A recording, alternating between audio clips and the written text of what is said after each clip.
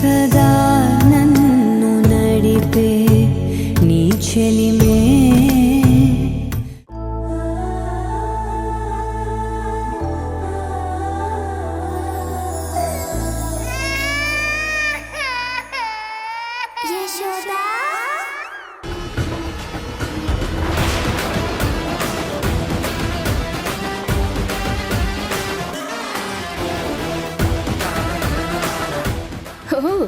Yashoda, jail నుండి బయటకొచ్చిన నువ్వు ఎక్కడున్నావా అని మేమందరం అనుకుంటుంటే నువ్విక్కడ ఈ గుళ్ళో తిష్ట వేశావన్నమాట.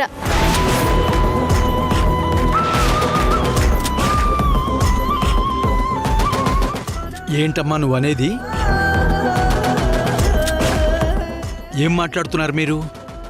నిజం పంతులు గారు, ఈవిడ గారు జైలు నుండి నిన్ననే విడుదలయ్యింది.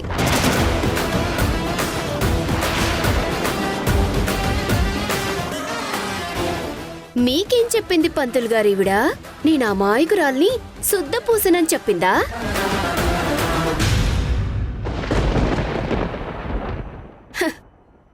నాకు తెలిసి గుళ్ళో అమ్మవారి నగలు దేవుడి సొమ్ము కాజేయడానికి ఇక్కడ చేరినట్టుంది.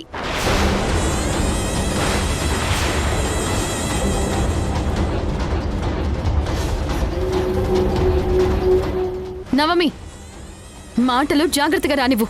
ఏం చేస్తావు? నేనన్నది నిజమేగా. అందరూ వినండి, ఈవిడ గారి చరిత్ర చెప్తాను, వినండి.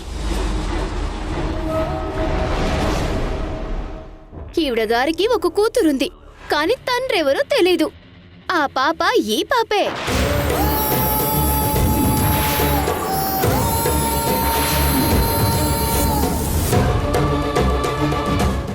అలాంటి క్యారెక్టర్ ఈవిడ గారిది.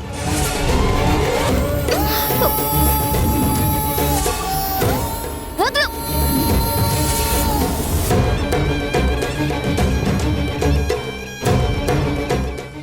వదలు.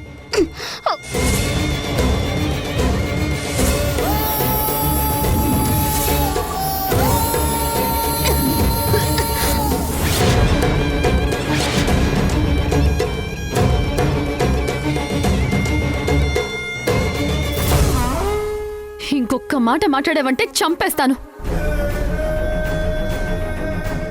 నా క్యారెక్టర్ని గాని నా కూతుర్ని గాని ఏమైనా అన్నావంటే నాలుక కోసేస్తాను. చూసారా చూసారా, గుళ్ళో ఇంతమంది ఉండంగా మా చెల్లిని చంపేయాలని చూస్తోంది. వదిలే శోదా, వదులు.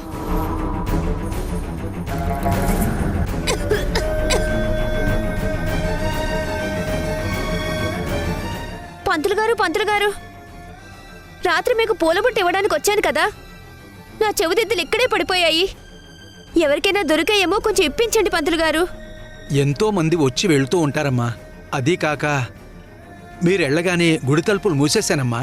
అయితే ఉదయాన్నే గుడి శుభ్రం చేసే వాళ్ళకి దొరుకుంటాయేమో, అడగండి. గుడి శుభ్రం చేసింది ఈ అమ్మాయేనమ్మా.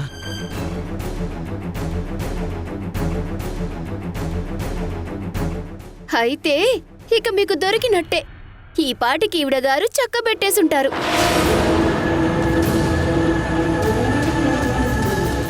బాగా చెప్పావు నవమి. చూడమ్మా, మీ బంగారం ఖచ్చితంగా ఈ యశోదనే తీసుకుని ఉంటుంది. మీరు గట్టిగా కనుక అడిగారంటే మిమ్మల్ని కూడా చంపేస్తుంది.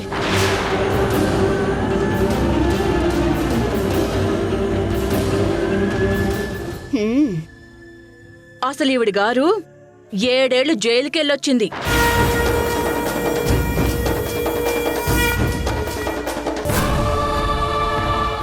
నీకు దొరికితే నా బంగారం ఇచ్చేయమ్మా. నాకేం దొరకలేదమ్మా, నిజం చెప్తున్నాను. మీరింత నెమ్మదిగా అడిగితే చిన్న పిల్లాడిలాగా తీసిస్తారా ఏంటి?